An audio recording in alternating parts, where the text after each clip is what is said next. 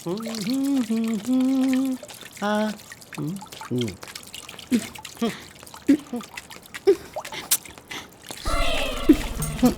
बैजू, आज मुंह में दही जमोले बड़ा का।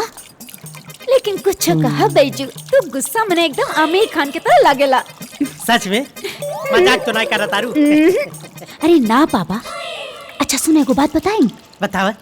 वो जन बुआ बड़ी ना, वो प्रीति भौजी के सुमन भौजी के खिलाफ ना भड़का बताड़ी। ये तो ठीक बात ना बा। हम जाता ही मालकिन के बताई थे। हाय ले पकड़ा तो। अरे बैजू कहाँ जाता रे? हमू तो घर के नमक खैले है ना, लेकिन ये लोग बड़ लोग बड़न बैजू, ये सब झंझट में ना पड़ा। और सुना, हम जैसे छोट लोग के ना, ये बड़ लोग के नमक के कर चुकवला में तेल निकल जाला। हाँ तू सच कहा तारू, तू कितना समझदार बाड़ू। काश हमार तो हर गठबंधन हो जात तो मजा आ जाता। ओहो, तू फिर से ये सब शुरू कर देला। हाय लो, पानी डाला जल्दी जल्दी। हाँ, हमके बहुत सारा काम बाटे। ये लड़की भी ना।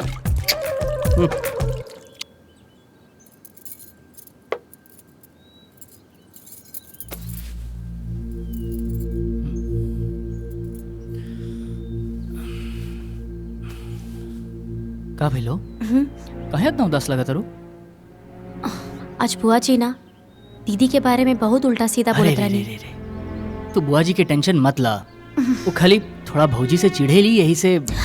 चिढ़ेली? पर काहे? दरअसल बुआ जी विजय भैया के शादी अपना रिश्तेदारी में कोनो लड़की से करवावल चाहत रही, लेकिन विजय भैया के सुमन भौजी पसंद रही। अब बाबूजी भी ये बात के विरोध न कैले, भैया के शादी सुमन भौजी से करवा देले। अब इस सारा बात के बुआ जी अपन बेइज्जती समझ ली। आई सब के वजह वो सुमन भौजी के माने ली, यही से काहे बेगाहे मौका देख के उनका के कुछ न कुछ बोलत रहेली। इत सौती के खिस कटौती पे निकलला के बराबर हो गइल बाजी। उनकरा के केहू समझावे की कोशिश ना कैले का? विजय भी एक आध बार समझावे चाले, लेकिन भाभी मना कर देली। वो दिल के इतना अच्छा बड़ी कि कबो ना चाहिए कि दो आदमी के रिश्ता में कबो दरार पड़े। अच्छा अब चला सुझ जा, कैसे कि काल भौजी के डिस्चार्ज करावे खातिर हॉस्पिटल जाए के बना। हाँ, पहले दूध तो पी ली।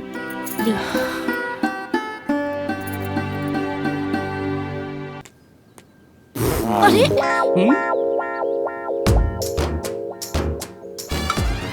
चाय में चीनी नहीं खे। हाँ तभी ना चीनी वाला पिए के आदत डाल ले।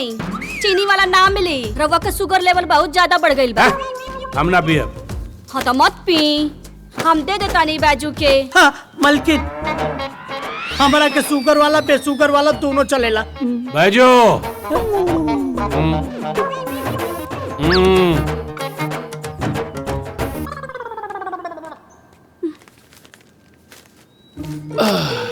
हम का कहता नहीं, एक घुट तू पी ला, चाय अपने आप मीठा हो जाई, ओकर बाद हम पी लेता नहीं। एडजस्ट करता नहीं ना।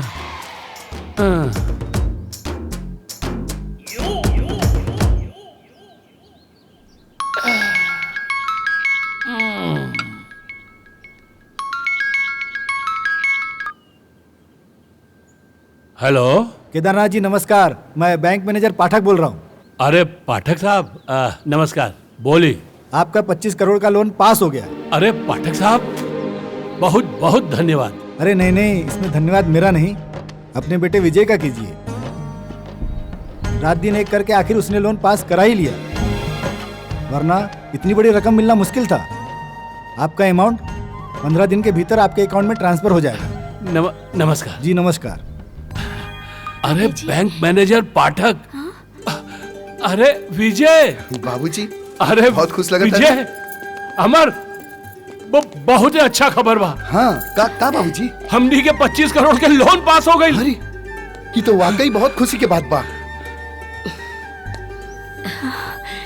हे शिव शंभू, अब हमनी के बिजनेस 5 गुना बढ़ जाए। ये सब तहरा प्रयास के नतीजा बा। बैंक मैनेजर पाठक कहे रहलू कि अगर विजय दिन रात मेहनत ना करी तो इतना बड़ा रकम 25 करोड़ लोन के रूप में ना मिले। खुश रह बेटा, खुश रह, खुश रह। आज हमने खातिर दोहरा खुशी बा। तू भी हॉस्पिटल से सही सलामत आ गई लू, और हमनी के लोन भी पास हो गई। ई बार होली के त्योहार धूमधाम से मनावल जाइल।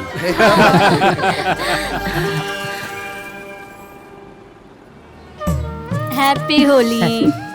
हैप्पी होली माई। खुश रहा। होली मुबारक बेटा। होली मुबारक बाबूजी। खुश रह, खुश रह। हैप्पी होली। हैप्पी भाइयों होली को होली बुआ। मुबारक होके खुश रहा। होली मुबारक। हैप्पी होली होली। मुबारक बेटा।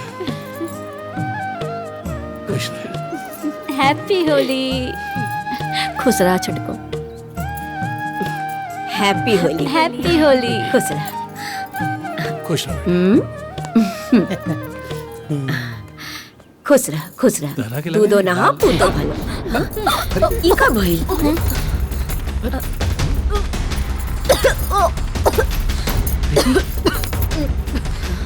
अरे एकरा के का भइल? लागत है होली के पकवान ज्यादा खा लेले बड़ी। ई होली के पकवान के ना, ई घर के आवे वाला नया मेहमान के निशानी हो। रवा दादा बने वाला बानी। हम दादा बनने वाला बानी, दादा बनने वाला बानी।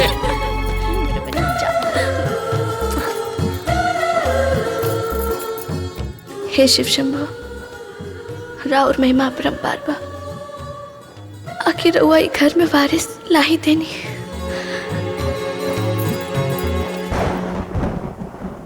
ई का भइल स्वामी? गोद बड़ी बहू की सुना रहे और कोक छोटी बहू के भर देनी, ऐसन काहे प्रभु? बड़ी बहू और उनकर पति आपके बहुत बड़ा भक्त बाड़न, फिर भी इतना बड़ा अन्याय काहे? अब तो बड़ी बहू के मान भी घर में कम हो जाई।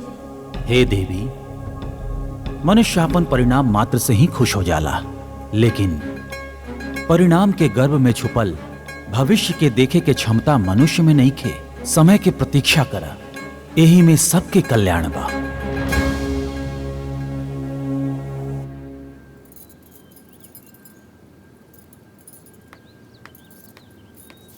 अरे प्रीति, अब तू किचन के काम मत करा, हम संभाल ले। जा तू आराम करा। लेकिन दीदी अब प्रीति, अब तू आवे वाला मेहमान के ध्यान रखा, काहे से कि तू जितना आराम करिया ना उतना ही जच्चा और बच्चा के लिए अच्छा रहे। जा। पूरा फिल्म देखे खातिर अभी डाउनलोड करी दंगल प्ले ऐप।